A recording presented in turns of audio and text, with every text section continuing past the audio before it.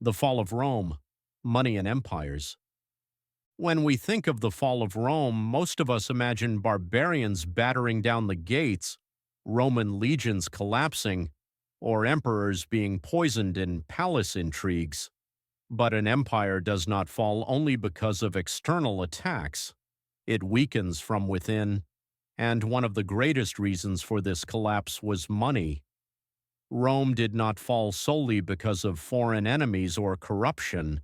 The fall of Rome was the fall of its money, and the lessons we can learn from this collapse are still valid for today's economic systems. Money in Rome, the denarius. Let's go back a bit and look at Rome's monetary system. At first, Rome's currency, the silver denarius, began to be minted around 201 BC and was made of almost pure silver. Roman soldiers were paid with it, merchants traded with it, and ordinary people stored their wealth in it. The denarius was not just a currency, there was a tight connection between Rome's power and the value of this coin. The stronger Rome was, the more valuable the denarius became. But running an empire is very expensive. Paying soldiers, building roads, financing wars, all of this requires huge sums of money. In the 2nd century AD, Rome was fighting barbarians and other enemies, trying to suppress internal unrest and struggling to protect its borders. There were so many expenses that taxes were no longer sufficient. Instead of raising taxes, emperors turned to a very old method, reducing the value of money. Reducing value, debasement. When forcing people to pay higher taxes became difficult, emperors began to reduce the silver content of the denarius.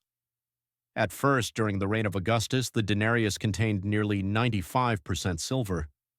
But by the early 3rd century, during the reign of Caracalla, this ratio had fallen to around 50%. During the reign of Emperor Gallienus, the silver content of the denarius dropped to 5%. In other words, a coin that had once been made of pure silver had now effectively turned into a bronze coin. People quickly realized that money no longer carried the same value. As a result, inflation exploded, because money was no longer based on real value. A measure of wheat that could once be bought for 1 denarius now required many more denarii. The consequences: loss of trust. This made life difficult for ordinary Romans. Soldiers demanded higher wages to cope with rising living costs. Merchants, on the other hand, began to refuse this debased money and preferred barter or payment in gold. Economies became localized because no one trusted money anymore. Yet emperors continued to mint even more coins in an attempt to fix the situation. But instead of solving the problem, this only made it worse. This was a cycle very similar to modern inflation crises, the crisis of the 3rd century and collapse. In the 3rd century, Rome entered a major crisis. Between AD 235 and 284, Rome struggled with instability, rebellions, wars, and disease. Emperors changed rapidly, many of them being killed after short reigns. But beneath this political chaos lay a financial system on the brink of collapse. Taxes were being paid with money whose value was constantly falling. Farmers abandoned their land, and trade nearly came to a halt. The government tried to fix the economy, but none of its solutions worked. For example, Diocletian issued a law to fix prices, but this backfired. Instead of falling, prices rose even further and black markets exploded. People no longer trusted this debased money. A new currency, the solidus. Eventually, Rome abandoned the denarius. Constantine the Great introduced a gold currency, the solidus, in 312. This brought a degree of stability to Rome and was used for many years in the Byzantine Empire. But by that point, the Western Roman Empire had already begun to collapse. The loss of value of the denarius had shaken the economic foundations of Rome. The army could no longer be sustained, trade could not function, and trust had disappeared. The collapse of Rome was not a single event, but the result of a long process of disintegration.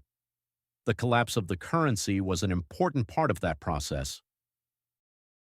Lessons for modern economies. So how can we apply these lessons to today? There are three main lessons to take from this. Inflation does not happen by accident. It is actually the result of policy decisions. Just like the collapse of great empires in the past, the value of money is declining today as well.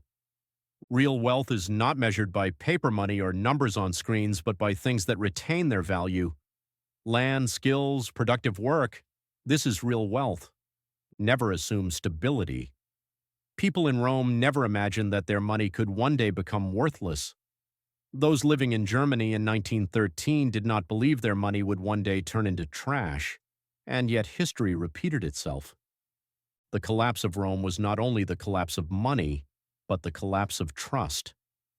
When money loses its value, society begins to unravel. This is not just about money, but about the overall condition of society. Trade stops, governments lose power, armies dissolve. The barbarians at the gates may finish the job, but the real danger is the currency rotting from within. And in the end, the most important lesson we can take from history is this: history does not repeat itself, but if you fail to understand it, it will affect you in the same way.